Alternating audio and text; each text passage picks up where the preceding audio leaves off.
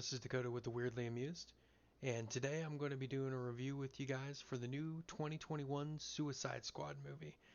I do want to give everybody an opportunity. There are going to be some small spoilers in here, nothing too major, but if you definitely like to stay spoiler free, I would recommend watching this after you've seen the movie. I'll give you guys a moment.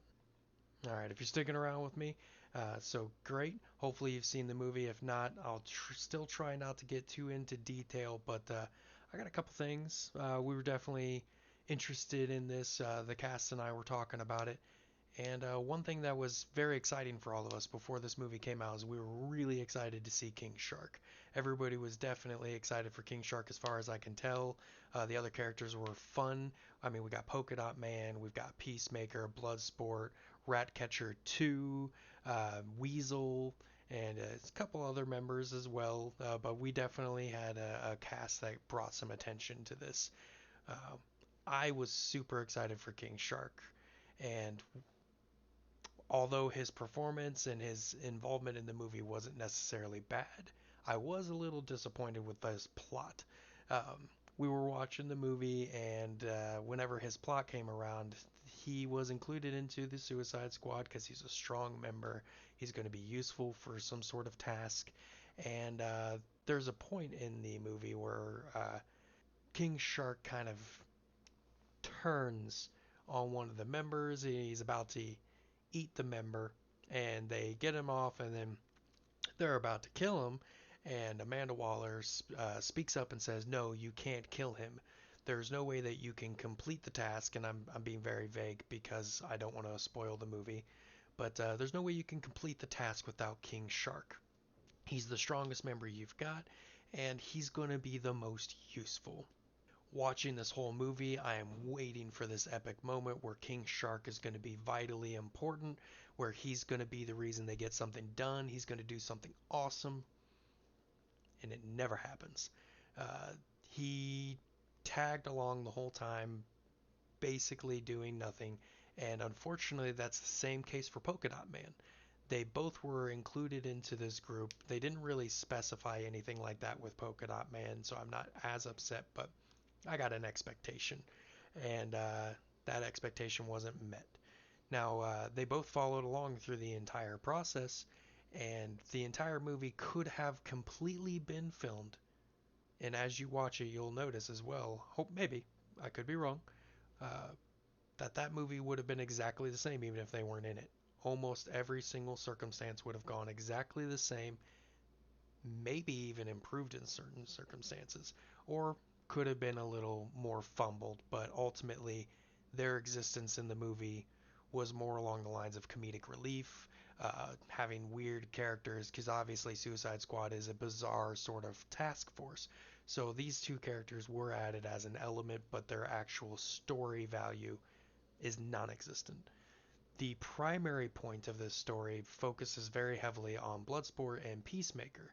Now, they are both kind of the same type of character. They can make anything into a weapon. They are very skilled combatants. Um, Peacemaker is a loyalty kind of guy, loyalty to his country. He will do anything to provide his form of peace, while Bloodsport is a mercenary who's more along the lines of willing to do things for his own benefit. Now, this causes a slight personality clash, however, kind of resembles a respect as well throughout this movie. They have kind of a manhood measuring complex, if you would. They basically do different sorts of things that prove which one of them may be better at something. And that's kind of the biggest focus of the movie. A lot of the major events, a lot of stuff that happens primarily is solved and resolved by these two. Uh, they the other characters really play a very minor part, and that's unfortunate. They're in the group. Ratcatcher, she kind of helps a little bit. Um, she's more along the lines there to bring out a human personality in Bloodsport, which is something that kind of ties the viewer to him. And so that's basically the entirety of that. Aside from my personal disappointment, though, with the characters and kind of not necessarily making them all integral to the story. The plot of Suicide Squad is a typical Suicide Squad plot.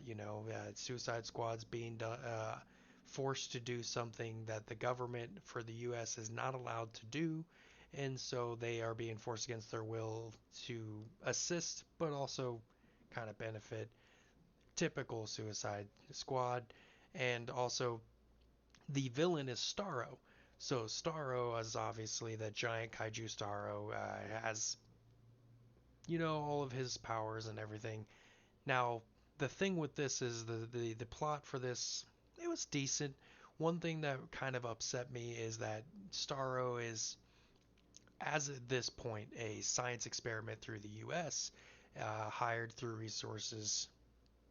We won't get too into that, but these scientists that they have working on Starro, working on investigating and doing sorts of tests and everything with Starro is the Thinker.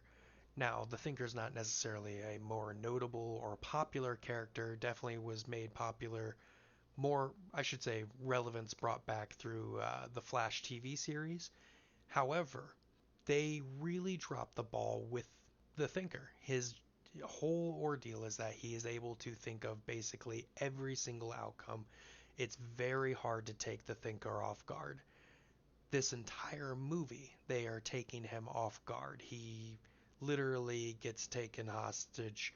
He's he's bested like twice, and the his entire existence would have been the same if we just put another scientist there, and they didn't really have to put the Thinker there because they didn't really use the Thinker. They just used his name and then didn't really make him who he was. So that's one thing that's a little bit slippy, but again, he's not a super popular villain, so if you aren't as familiar with him, you may not mind and or notice, and it probably won't bother you like it might most comic book readers or, Flash comic book readers in particular. So with that in mind, that is one thing that was a little off. So that's basically what I've got for the Suicide Squad. I personally enjoyed watching it the first time, but due to a lot of these issues that I have, I probably won't watch it again. However, if you're interested in a movie that is funny, it's got some action in it, you're not really looking for a lot, you're not a giant comic book fan, you may not, go super in depth to it. It is a fun movie. It's got some funny parts to it, and you definitely can find some enjoyment in this movie.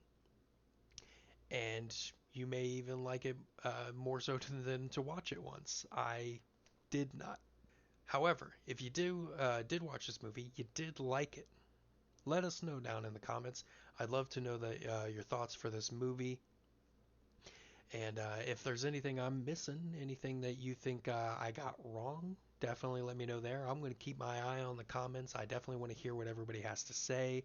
I want to know your thoughts on the movie. I would have loved for some of the other hosts from the Weirdly Amused to be here. Would have been great if one of them had a opposing sort of view to mine, because obviously I'm not absolute. But it would have been great. I want to hear what everybody has to say. Definitely, there's people out there who are going to enjoy it. There's definitely people who are not.